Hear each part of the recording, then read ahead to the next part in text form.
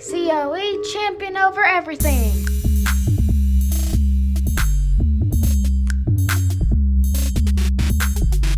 Champion over everything. Welcome to the COE podcast. I have with me today my friend, my brother, pastor, man, leader in the community, Mr. Van Jones. Van, how you doing, man? I'm fantastic, man. How you doing today? Doing well, man. Thank you for coming on the podcast. Today we're going to talk about the integrity of a champion.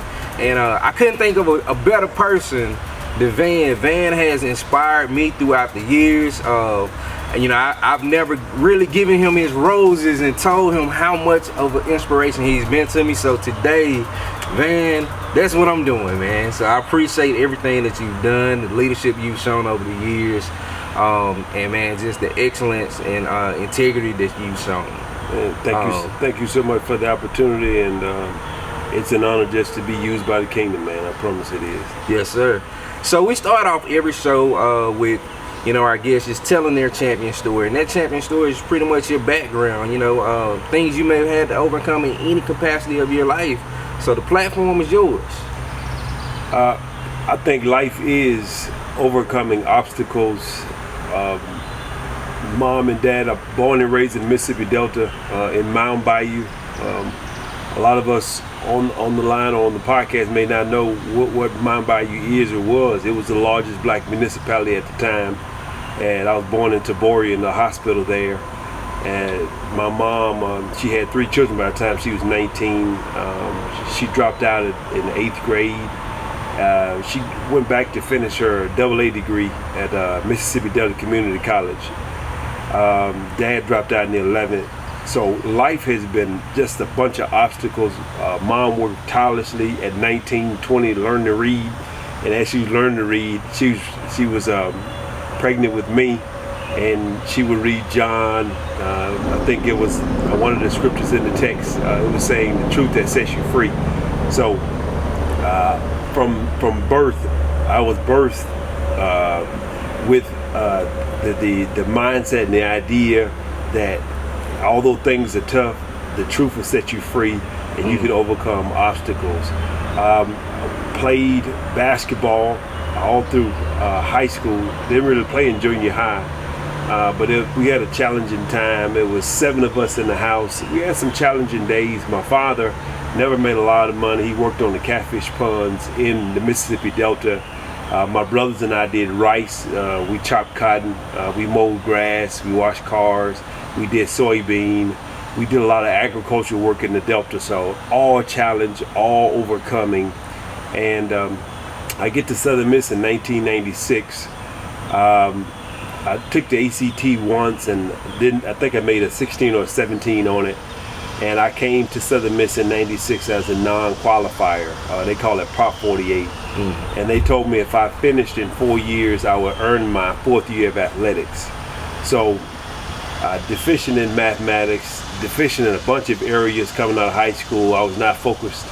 And I finished it in 4, and I was the first athlete in one of the first athletes in the country to earn my first year back in 2001, and I finished in 2000, graduated in 2000, and I earned my 4th year to play. So just life has been a bunch of obstacles, a bunch of challenges, but God has seen us through it all. I worked in coaching. Coaching is a roller coaster ride, a carousel. At Hattiesburg High, Laurel, Lumberton, Oak Grove, a lot of challenges there. I've been a school administrator, and you talk about challenges, trying to get the next generation ready for the world. It's always a challenge there. I worked in the nonprofit world where people promise you resources and they just don't come. But we've had some great times. That I worked at Pine Belt 360, a nonprofit. Don and Stephen Beam and myself started in 2012. Just a bunch of roller coaster ride, bunch of uncertainties, a bunch of hardships, bunch of obstacles, but we overcome. And I've been in business for the last 11 years with my wife Nicole. You talk about obstacles. We started March 12th, 10 as our birthday, and when we incorporated, and ever since then it's been a challenge. We've buses, tires blowing out, engines stopping, buildings leaking. You name it, it has happened over the past 11 years. But God has been faithful. Well, we leased the building in Petal in 2016. We were kicked out of the building 2 years later, had a new owner. I think anybody listening on the call or on the podcast, if you can overcome obstacles, or if you can just fight, don't quit, don't give up, that's my word for today. Because in the text, Jesus said, in this life you will have difficulties, trials, and troubles, but be of good cheer because I've overcome the world. And I just challenge everybody, don't quit, because life is tethered with obstacles, but you got to keep moving. You got to keep moving. That's big. You know, one of the big things my wife always tells me is don't hold back. And a lot of times I think we miss that mindset of we want to not give our all sometimes, but we want the world to be given to us. And we don't realize that we have to overcome those obstacles first in our mind before we can overcome the obstacles that are in the world. Yeah. Right? So today, kind of talking about, you know, integrity, and as you mentioned, being a coach, being an administrator, being in the nonprofit world, being a business owner. I'm sure you've seen some issues where integrity has come to play. You could have taken the easy route, or some of your players could have taken the easy route. So as far as a champion and having a champion mindset and having, you know, just being filled with integrity, what does that look like from your world? Well, first off, it has to be learned. Parents have to model it for their children. Parents have to train it. I think it's Proverbs 22. It says, train up a child the way you want them to go. When they get old, they will not depart from it. And parents have to model integrity and train it and teach it and hold students and boys and girls accountable for that. And they grow up being people of accountability and integrity. I was thinking about integrity before we started. Integrity has a bunch of definitions, and one is to be honest, one is to be true, one is to be complete and sound, one is to be without holes, another one is to strict adherence to a moral code. And we have to teach that to the next generation. We have to teach it to ourselves. All throughout my career, the last 25 years, I've been tempted, or I've been persuaded to do things that were not, I think one of my favorite coaches calls it above the line. People come to you and want you to do things that are not above, that are below the line, and it's our goal, it's our challenge to keep it above the line, keep it 100. It's so easy to cheat a little bit here, or cook the books there, especially when you're business owner. My wife and I are partners. It's so easy to do, but we understand that God is watching us, and we understand that we answer to a higher calling, and whatever's done in the dark is going to come out in the light. So it's just go ahead to be people of integrity on the front end. Yeah. So you said something interesting right then. Cooking the books, cheating. I read this quote this morning about being in the gym when you're trying to work out. If you cheat on your sets, you never will grow to the space you need to get to. So how do you feel that you know, today's culture, do you feel like the community is really teaching the aspects of integrity, or are we teaching people to take shortcuts? People say all the time that the children are not what they used to be, or the world is changing. The world is changing because we're changing the world. The world is changing. The children are changing because parents and leaders are changing. Nothing worthwhile is easy. I tell my children that all the time. Anything worth having is worth fighting for. And again, it is imperative that we teach the next generation, teach anybody we come in contact with, the importance of not cheating. We tell the kids, don't lie, steal, and cheat. Don't cheat. Fight to the finish, and especially don't cheat yourself.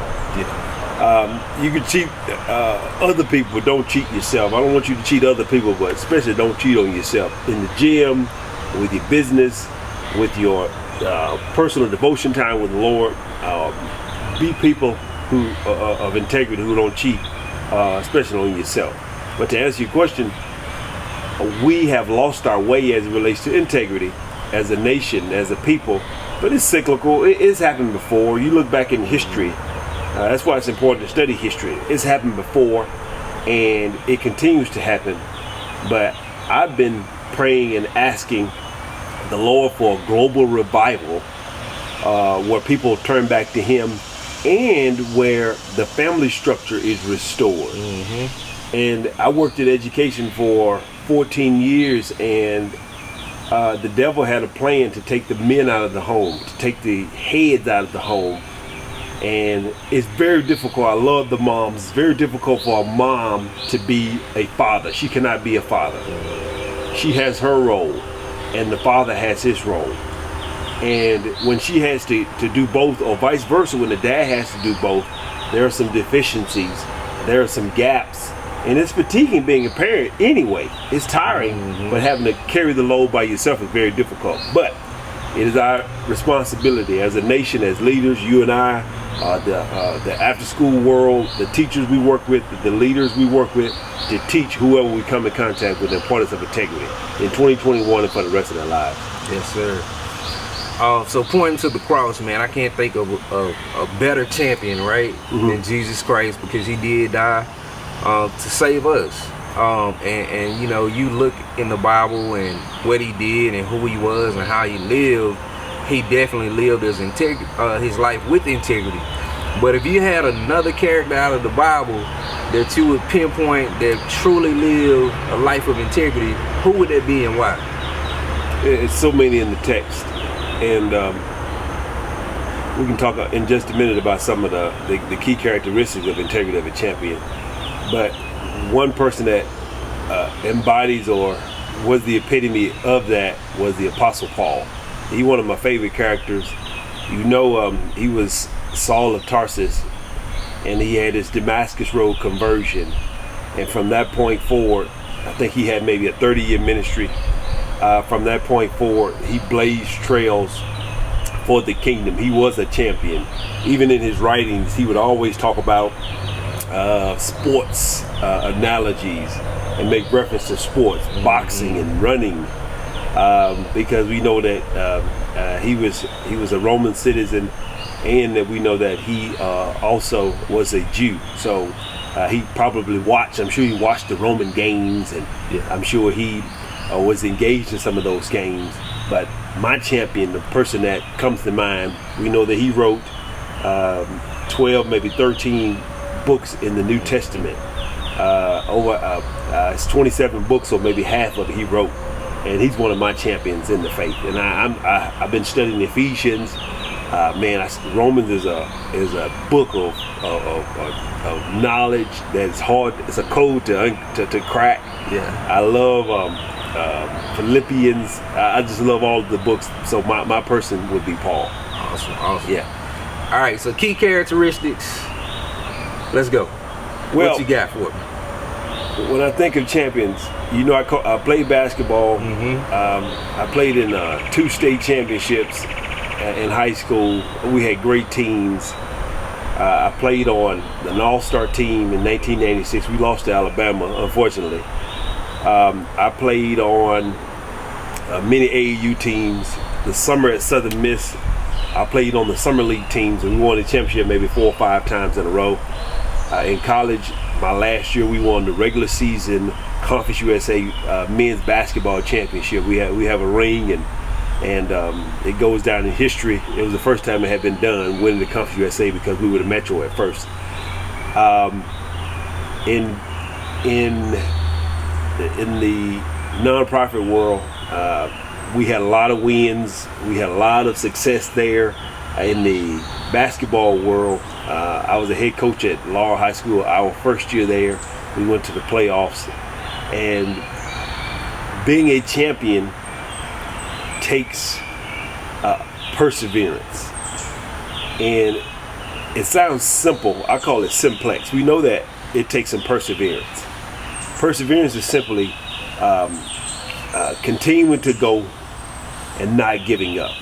I'm not saying don't tweak the plans or be flexible, but you have to persevere. You have to have some stick-to-itness. Some authors call it grit. You have to have some perseverance because the going is going to get tough. I remember many nights I wanted to leave the coaching profession. I remember getting our senior night at 1 year at Oak Grove High School. We were a 5A at the time. A 2A school comes in and beat us 25 on senior night. Wow. Many times I wanted to give up. In business, as a father, as a husband, many times I've been tempted to walk out. I've been tempted to say, you know what, it'd be easier. But I tell myself, you gotta persevere because nothing worthwhile is easy. Success in the gym is not easy. Success in business is not easy. Even just cutting the grass is difficult because at the end it's going to be a finished product. So the number one characteristic, in my opinion, is perseverance. Okay. Yeah. What else you got for me? Secondarily, before perseverance, I think you should have passion for a mission. Charles Stanley calls it the great burden. What are you passionate about that God has created you to do and be? I'm passionate about teaching. Van T. Jones LLC is a teaching company where I get to teach leaders and coaches and pastors and business owners because I'm passionate about my why, my one thing. I'm passionate about what I was created to do and be. The scriptures, Romans 11:29 said the gifts of God are irrevocable. He will not take those gifts back. So I challenge everybody, once you find out what you're passionate about, mine is teaching. The T in teach stands for teach, empower with words, author, coach, and harmonize. Once you get passionate about something, once you identify your why, what you will put on this earth to do, I call it a vapor-like life, is short. Once you identify what you put on this earth to do, then you persevere and do it. So you gotta have passion for a cause and your calling, and don't quit. Persevere to do it, but you gotta find out what it is. Okay. So it starts with us going back, teaching the youth to identify their gifts. It's okay to experiment, try some things, but identify what God has created you to do and be. So we got passion, pretty much start with why. What is your why? What is your why? Then we got perseverance. You gotta persevere. All right. And as you persevere, you can always point back to that passion and that why. Because you mentioned Jesus, the story of the cross. Him getting up on the cross. He was thinking about us in 2021. He was thinking about my children, my grandchildren. And he persevered because he had passion. He had passion for you and I. He had passion for the kingdom. He had passion for bringing, he said, if I be lifted up, I will draw all men unto me. He had passion for that thing. So it starts with passion, and secondarily perseverance, and then third, you have to have a plan. And I do pretty much everything in threes because I know the brain works in threes. And once you get that passion, I visualize on the podcast a triangle. At the top of the triangle, put the passion, your why. Okay. What are you red hot, burning hot for?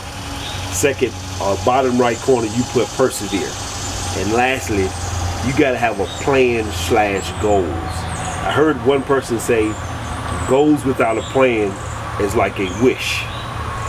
And we don't want to go through life wishing and hoping. We want to have a plan.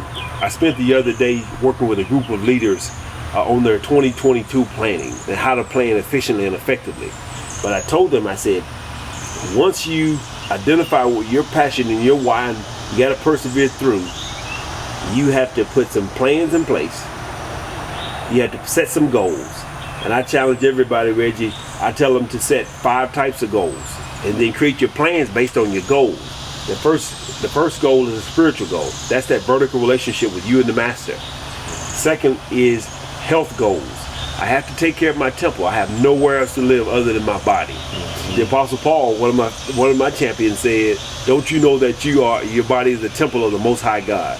So you have to take care of your temple. Make sure you're healthy. Make sure you're getting enough water, enough rest, eating the right food, getting your vitamins and minerals, making sure you smile, laugh, make sure those right hormones are being released throughout the day. After you set the spiritual health goals, you have to set personal goals. Those are the horizontal relationships. Am I being the best husband? How am I showing up? How am I showing up as the best father I possibly can be? How am I showing up with my friends, family, and loved ones? Those are the personal goals. After personal, you set calling goals. Calling is what we already talked about. What's my why? What am I red hot about? What we said in Romans 11:29 says the gifts of God are irrevocable. What am I supposed to be doing? And I set goals in that. Then lastly, financial goals. Jesus talked about money more than anything else because he said that's where our heart that's where our heart is. Men get up every day. We work 40 hours, 60, 80 hours a week to make money, to provide for our families and meet our needs. And Jesus wants to challenge us, and we set goals with our finances. How much am I giving away? How much am I giving to the Lord? How much am I putting away? I will always be 25. The future is coming. Objects in the mirror are closer than they appear. I will always be 44. You will always be your age. We have to look and plan for the future. And after you set those 5 types of goals, spiritual health, personal calling, and financial, you set some plans in place. I have a nifty planner. I don't deviate from my planner. I write everything in my planner. And everything in my planner is based on my goals, my 5 types of goals. Okay. And those things are highlighted. So once we're passionate, we find out our why. Once we've identified what God has called us to do, we have to persevere through to it. And once we persevere, I guess persevere can be last too, or you can just cover it with a blanket of perseverance. You got to set some goals and some plans. I don't set my plans without looking at my goals first. 5 types of. Overall, you shared who your personal champion is. You've shared your champion story. You've given us a wealth of knowledge as far as what we can do to make sure that we are planning for our future, that we are persevering, pretty much just going through practicing every single day to live a life of integrity. Yeah. It starts with us. It starts being rooted in the Word, right? Yeah. And I feel like we have to know who we are in order to know where we're going. What's your thoughts on that? Yeah, that's the tip of the triangle. I have to be passionate about who I am and about what I've been created to do. And what's wrong with us and the world, we don't know who we are. Number 1, we don't know whose we are. Mm-hmm. Number 2, we don't know who we are and why we were designed and put it here on this earth. He told us in the text, he said, go ye therefore, Matthew 28, and make disciples. And then over in Ephesians and 1 Corinthians and Romans, he talked about those gifts. Ephesians 4, he said some of the gifts, and over in Corinthians, 1 Corinthians 12, I think he talked about the gifts, and in Romans 12, he talked about the gift. It is our duty to steer our children, our friends, those who God has given us influence over, towards their gifts, their giftings. Because he wouldn't give us those gifts and he didn't want us to use them. Mm-hmm. So we got to be passionate about finding out who we are and serving the world through our giftings. And that makes us sharp. And I don't want to, I heard one author say, if I am not operating in my gifts, I get dull and rounded, and nobody wants a dull knife. Mm-hmm. You want to be sharp. So it starts with that passion for why I'm here, why I exist. Let me run full speed towards that every day. So how does one truly know what their passion is?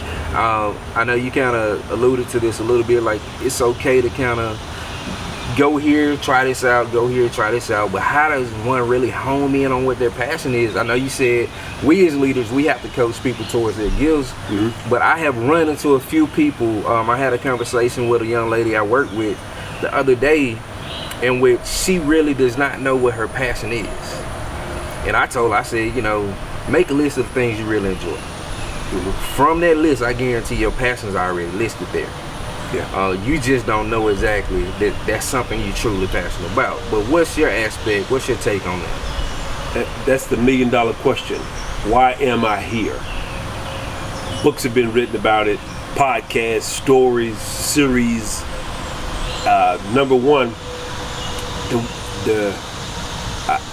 I tell folks anytime I get up to teach, we say a lot of what's, but very few pastors or leaders or teachers give you the how. We can't give you a recipe, but there are some clues, there are some strategies and tips and principles to finding your passion, your why, who God has created you to be. First off, I like experimenting, but before I experiment, I want to have some. In the book we talked about, the Grinders Guide book, 3 P's: pattern, peers, and proteges. I need to have some patterns in my life and some peers in my life and some proteges. And the patterns and the peers are people I give permission to tell me and to show me and guide me and say, hey, you were great when you did that. That looked good. Keep doing more of that. I saw your eyes glaze over. I saw when you were doing that, it was a timeless event for you. Number one, you got to get some people in your life who can kind of tell you and guide and direct you. Number two, experiment. Do some things. Number three, Daniel Goldman in the book Focus said one of the greatest attributes and gifts is the ability to have self-awareness, to get outside of yourself. I think it happens at 40. I wish it happened sooner. That's why it's imperative to have mentors. The ability to get outside of yourself and see yourself, see how you show up. And you'll see, once you start experimenting, there are some verbs, some action words, some attributes, some qualities, some adjectives that keep showing up every time you do something. You might, if you say, hey, I'm passionate about kids, you might babysit, you might go to school to volunteer. You look around, there are some golden threads that are aligning some of the things you've done. For me, I'm a passionate teacher. I look back over my career. I wish you could connect the dots forward. It doesn't work that way. You connect the dots backwards. The stuff that we do as kids, it doesn't work that way. You connect them backwards. I look back over my career. I started in 2001 at Hattiesburg High School, working with the big guys, with Yama Jones. Then I go to Law, then I go to Lumberton, then I go to Oak Grove. Then I had fitness classes at Oak Grove and weights training classes. Then I go to Woodley, and we moved to school there, and I go to Earl Trevilian. Then I do the nonprofit thing. Then I start at Grace Temple. Then we start the business in 2010. I look back over my life, my verb that was evident throughout the last 10 years, 20 years, is teaching. So I say, hey, everywhere I was teaching. I was doing something. I get passionate about teaching. Like right now, the time is gone. It's almost timeless when you start thinking about what God has created you to do and be. When you get in your zone, it's called flow state. Yeah. And I look back over my career, connect that backwards. I said, TEACH. What was I doing? I was teaching. I was empowering with words. I was authoring. I was coaching, which means to hold your hand and help you get there. And I was harmonizing. I was organizing some things. I love it. And it just keeps happening over and over again. And then once you do that, once I experiment it, people call you a Marco Polo. Or don't hire him because he won't be there long. Don't hire her because she's not going to be there long. She's a Marco Polo. But it's okay. I think it's okay to experiment. And the first few years of your life before you get a lot of responsibility. That's why I think it's important that we do while we're young. The 2 Timothy 2:2 says, find like-minded men, train them up, and get them to train others. So that's what we're called to do. So I hope that helps somebody. Yeah. Number one, you have to, I say, experiment, do some things, find out some things, and look what the pattern is. Just try some stuff. Get some mentors in your life. Let them look at you. Then get outside of your body and say, hey, when was I most effective? When was I happiest? How was I showing up during that time? Awesome. Y'all, Van is giving us some great wealth of knowledge today. He's truly teaching. You know, I know we got to kind of get out of Van's hair so he can enjoy his rest day. First part of the day anyway, right? Oh, yeah. We always have to rest.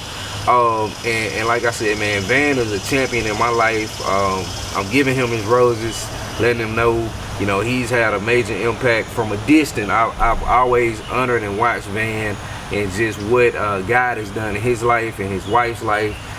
Even in the kids and the girls' life. Van is like me. Van is a girl dad. Van has 2 beautiful daughters, and Sydney actually told Reagan she wanted a babysitter.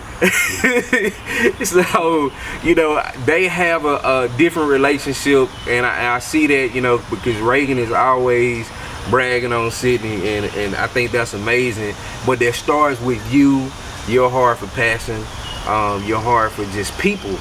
You know, and I think that definitely starts with integrity. Before we close out, you know, one thing I remember back when I worked at C-Spire, one question that we often asked any candidate that we were hiring in regard to integrity was, in what work or business relationship do you find integrity to be unimportant, or honesty unimportant? You would be surprised, man, at how many people that we had to actually try to answer that question. I've heard things like, when y'all sell these janky prepaid phones. I've heard that. I've heard, well, you know, you're in sales, and honesty, sometimes you can't be too honest when you're in sales because people may not buy from you. And I feel like, you know, honesty is always important. Integrity, having a moral code, having a moral compass is always important. But if you had one key takeaway that you want to give the people about integrity, what would it be? Goes back to the definition: to be honest and true, to have strict adherence to a moral code, whatever that code is. And the code is principles. They don't change. Practices might change, but the principles don't change. And lastly, to be complete, sound, and without holes. And I challenge everyone on the podcast to seek integrity, seek truth. The greatest teacher of all time told us in John 8 that the truth will set us free. So to always seek truth. And what I notice is when there's some conflict, there's 2 things that are happening. Somebody is withholding the truth, and somebody else is in pursuit of the truth. And it's okay to have conflict when we're in pursuit of the truth. And don't be the other person who's withholding the truth. Be people of honesty and integrity. And like we said about those champions, continue to be passionate about what you were created to do. Find out what it is. We gave you a simple recipe to do that. Get some mentors in your life who are watching you. Learn how to watch yourself, find some self-awareness, and also to experiment with some things. See how you show up. Persevere. You blanket that triangle with perseverance. And after you do that, continue to plan and set goals and practice those things and great things that happen. Jesus said he wanted us to have an abundant life. And John 10:10, I want to have an abundant life. That's it. I want you to have an abundant life as well too. Yes, sir. Van, anything else you want to add before we close out? That's about the gist of it. This has been a great time, man. Thank you so much for the opportunity.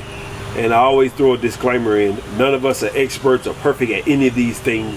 But as the Apostle Paul said, and I think it's Philippians 1, we press. So I challenge everybody on the line to press towards the mark every day. Just get up and press. Yes.